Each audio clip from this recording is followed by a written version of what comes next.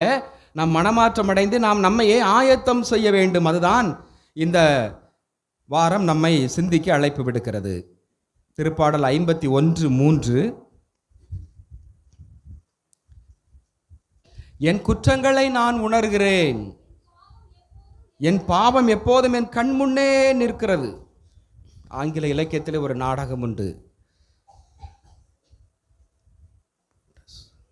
Brutus தனது நண்பனை கொலை செய்கிறான். நான் கத்தியால் முறை குத்தி கொலை செய்கிறான் தனது நண்பனை. ஏனெனில் தன் நண்பன் தனக்கு எதிராக துரோகம் செய்து விட்டான். அதன் பிறகு இந்த புரூட்டஸ், கொலை செய்த புரூட்டஸ், அந்த கையை பார்க்கும் பொழுதெல்லாம் கையில் அப்படி ரத்தம் அப்படியே இருக்கு. உடனே கழுவிட்டான். ஆனால் இருந்தாலும் ரத்தம், குற்ற மனப்பான்மை. என் நண்பனை கொன்று விட்டேனே, தவறு செய்து விட்டேனே, பாவம்